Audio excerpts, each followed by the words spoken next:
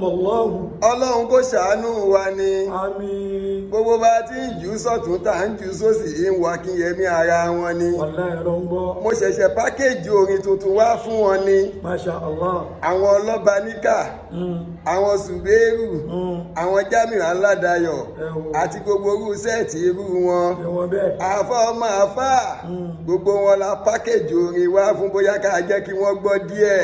Ẹni mo jọ ìmọ̀ọ́mù gbogbo ìlú Ògbómọ̀ṣọ́. Ẹni pé tá a bá wọ àwọn méjèèjì àjọra wa nítorí mo ti gbọ́pàá fún mọ́ọ̀mù Ògbómọ̀ṣọ́ nítorí wípé kí ni bàbá tó bá ti da bàbá ẹni ni bàbá tí ò bá ti da bàbá wọn ni ó gbọ́n tá a fà wí ni bá mi kà á sókè jẹ́ òun wọ́n gbọ́. Wa khairu abi yuqalu lahu abuna.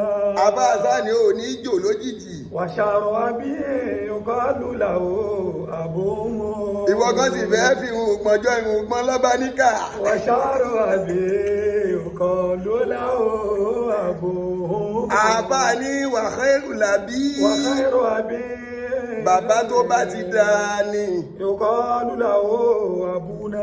Tẹ́ bá ti rí bàbá tó dáa bíi bàbá wa Sheikh Dr. Toliat Yunus ìmọ̀ọ́mù gbogbo ìlú Ògbómọ̀ṣọ́. Yuqalu lahu abuna. Àti bàbá wa Sheikh Muhammadu Muhibudeen Ajani ọmọ Aláyàndé. Yuqalu lahu abuna. Àwọn bàbá dáadáa nínú rẹ̀ á máa pè wọ́n ní bàbá wa nítorí bàbá tó dáa ni wọ́n àti bàbá kúbà lọ́wọ́ wọn nígbà kankan. Wa sharru abi. Wa khairu labi yẹn mo fẹ́ kí o tún kà kí lọ́ba níkà ó lè mọ̀ pé òun là ń bá wí. Wa khairu abi. Lọ́ba níkà ṣó ń gbọ́ o. Wa khairu abi. Jamiu Ọládayọ̀ ṣó ń gbọ́. Wa khairu abi. Yusuf Ọládayọ̀ ṣé wọn náà ń gbọ́. Yuqalu lahu abuna. Ẹ̀rí wọ́n ní bàbá tó bá ti dá bàbá èèyàn lèèyàn máa pè. Yuqalu lahu abuna. Sheikh Dr. Toliat Yunus Ayíláyà second bàbá wa ni wọ́n jẹ́. Yuqalu lahu abuna. Lóòótọ́ wọn ò bí wa o àmọ́ nì pé wọ́n gbé ìsìláàmù dání bàbá wa ni wọ́n ń ṣe. Yuqalu lahu abuna. Wípé wọ́n ń sọ òdodo lẹ́nu bàbá wa ni wọ́n ń ṣe. Yuqalu lahu abuna. Wípé wọ́n ní kẹ́ ẹ má ṣe bọ mọ́tẹ́ nítorí ẹ̀ ń bá wọn jà bàbá wọn ni wọ́n ń ṣe. Wa khairu abi. Yuqalu lahu abuna. Àbá yìí ó sì ń ṣe jẹ́ ká jẹ́ ọgbọ́n orin díẹ̀ jẹ́ ọgbọ́n orin díẹ̀. Wa khairu abi. Ó ń kà wọ́n lára lọ́wọ́. Yuqalu lahu abuna. Bàbá tó bá ti dá àní bàbá wa lá máa pè wọ́n. Wa sharru abi. Kí ló wí? Yuqalu lahu abuna. Wa sharru labi yuqalu lahu abu. Ṣé ẹ rí bàbá tó bá ti yẹ wèrè fún ara rẹ̀? Yuqalu lahu abuna. Bí irú àwọn bàbá lọ́ba níkà.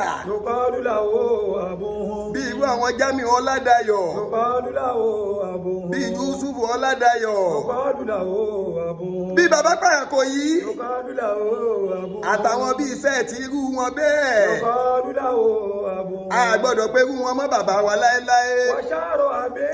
Torí Yuqalu lahu abuna.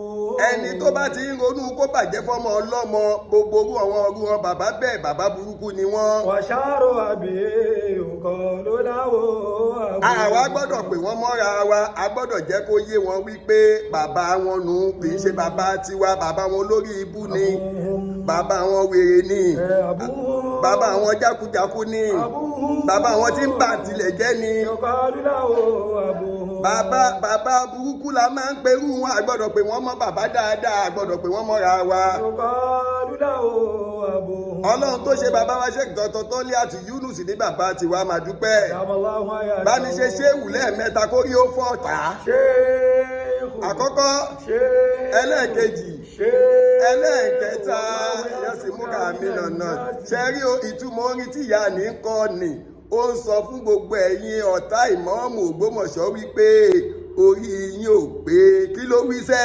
Orí yín ò pé. Kí ló tún sọ? Orí yín ò pé. Gbogbo ẹni tó bá ti bú mọ́ọ̀mù Ògbómọ̀ṣọ́ orí yín ò pé. Ẹni tó bá ti ronú bí sí mọ́ọ̀mù Ògbómọ̀ṣọ́ orí yín ò pé. Àmọ́ ẹni tó bá ti fẹ́ mọ́ọ̀mù Ògbómọ̀ṣọ́ olóríire ni wá. Ọlọ́run má ṣàṣe wá lólóríire. Túbá mi kọ́ yẹn pé wa khairu labi. Wa khairu abi. Yuqalu lahu abuna. Wa sharru labi yuqalu lahu abuna.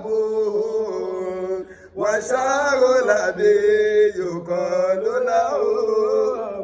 jọ má fi wà jọ lọ́ba níkà o ò ní sórí ibú o.